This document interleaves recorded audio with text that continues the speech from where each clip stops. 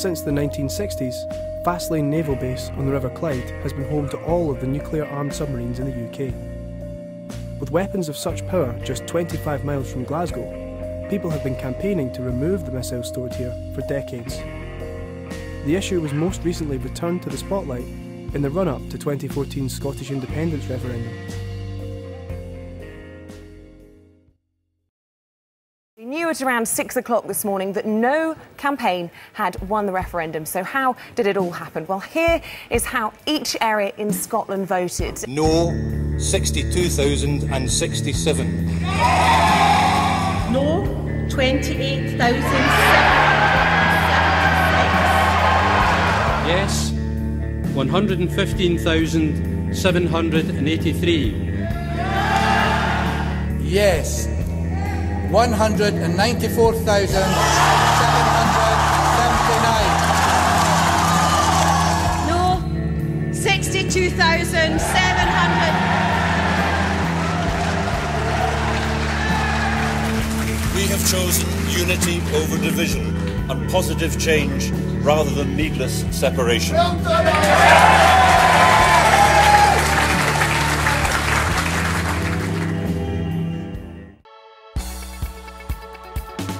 The referendum saw a record 84% turnout on polling day, and many ordinary people were inspired to involve themselves in grassroots campaigns.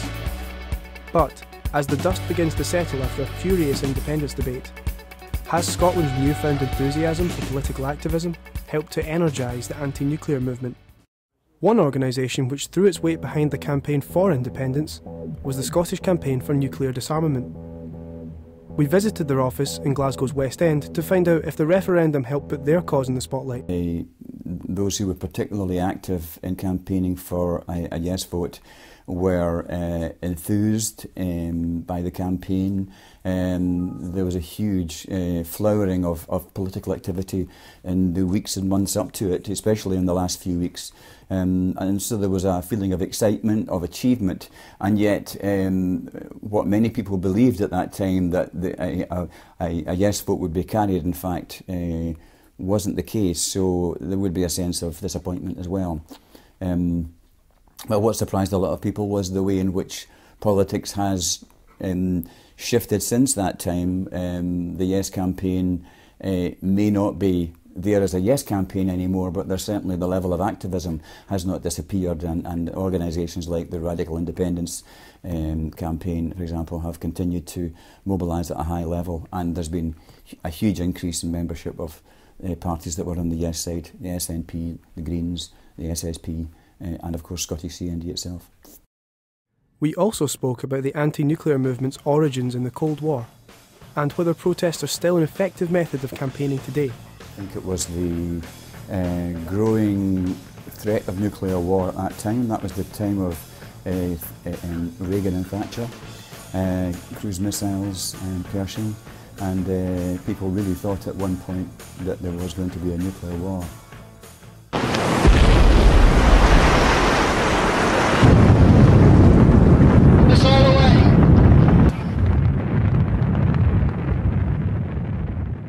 I think that concentrated everybody's mind, and in fact led to the second wave of CND, a huge influx of members, a huge influx of new campaigning, which led to a huge build-up of CND at that time. So it was really at the beginning of that I began to get involved, and I've stayed involved at a fairly high level since then. They are effective. It's the traditional way in which people show their opposition by gathering in large numbers, but it's also about the way in which people feel their own strength and are able to feel solidarity with each other as part of the campaign. So these are powerful arguments that we have to make, and we have to make connections with these large groups of people in order to build that very, very broad alliance which will be necessary to get rid of Trident. Some of the most committed anti-nuclear activists in Scotland live at the Permanent Peace Camp near the naval base. We visited the camp to see whether these long-term campaigners have seen any change to the situation after the vote. The system isn't safe. I mean, all systems will fail over time, and eventually when it fails, well, what we're talking about is possibly an extinction threatening event. You know, certainly it will collapse our society to levels that we haven't seen since the Dark Ages. I'm not sure if that, you know, people were motivated by nuclear weapons. That was a single motivating factor. Certainly for me, there was a number of issues I was thinking about when I cast my vote.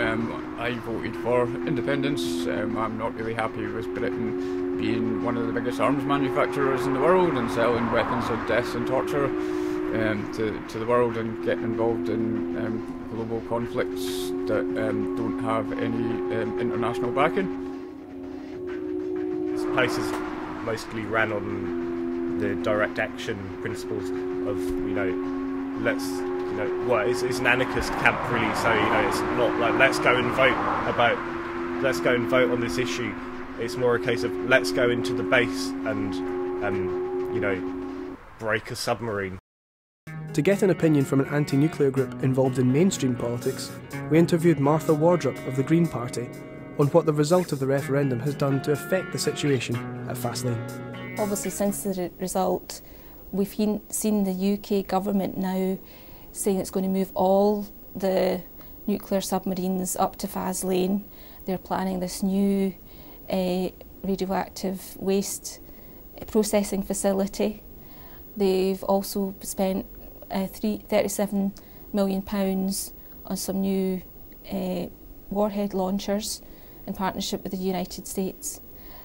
And there's a series of decisions since the referendum result which has actually consolidated the site of Faslane as the site for nuclear weapons and nuclear submarines.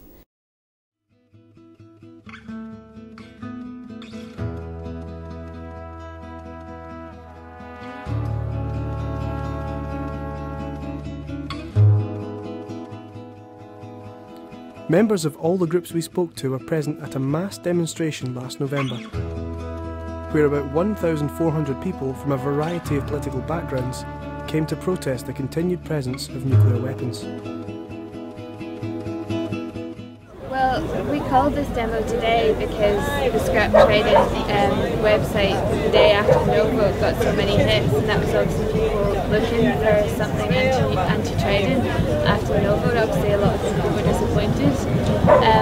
Also, one of the reasons for calling the demo today was yes or no, Trident must go being the message, and I think a lot of people possibly that weren't going to vote yes were maybe looking for a way to express their anti-Trident. Like the vast majority of people in Scotland are against Trident, and we know that for years. There's more people here today than there has been at Faslane in about 12 years. I used to come here every Wednesday for about 3 years while I was living at Peace Camp, and you know, it's amazing. I've never seen anything here. I've been involved in blockades here, direct actions, and demos, and this is literally the biggest one I've ever seen.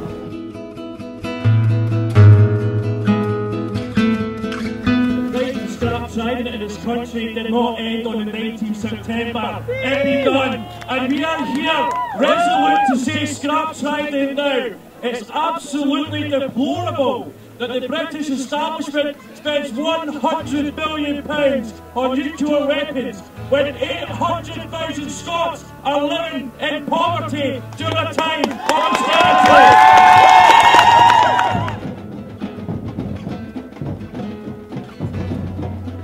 Well, like sort of a lot of people, I joined the Scottish Greens and the Greens in general, and maybe a week after the referendum or so.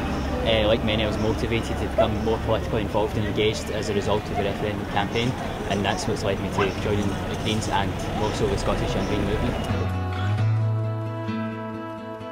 In terms of the Scottish Young Greens, it's honestly spiralled so much after the referendum.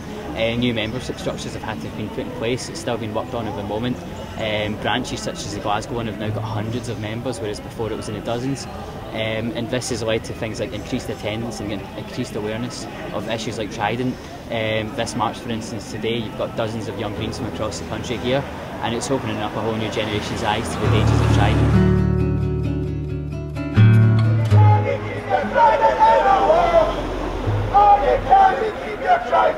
Because we're not bloody fighting. You can't keep your Trident in a row. Well, we've been members of CND for a number of years and the SNP, and we've been passive members. So I thought it was time just to do something,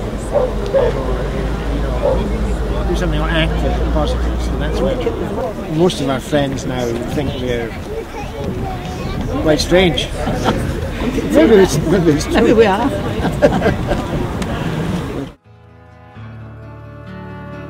The increased political activism surrounding the referendum seems to have had a positive impact on other causes.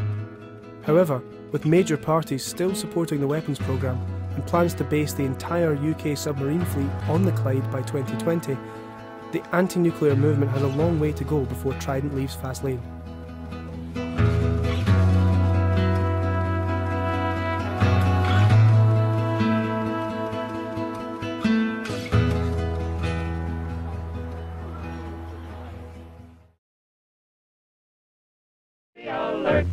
When danger threatened him, he never got hurt. He knew just what to do. He ducked and covered, ducked and covered. He did what we all must learn to do. You and you and you and you, duck and cover. Be sure and remember what Bert the Turtle just did, friends, because every one of us must remember to do the same thing. That's what this film is all about.